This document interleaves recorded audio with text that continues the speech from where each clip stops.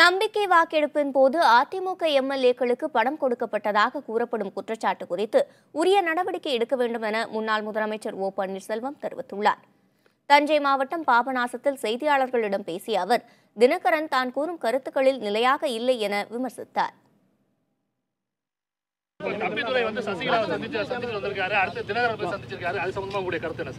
அவர்கள் தான் அதற்குரிய பதிலை சொல்ல வேண்டும். 6 மாத காலம் கெடு வச்சிருக்காரு தினகரன். அதுக்கப்புறமா கட்சி பணியை தொடர்ந்து அவர்களாவே அவருக்குரிய கருத்தை சொல்லிக் கொண்டிருக்கிறார்.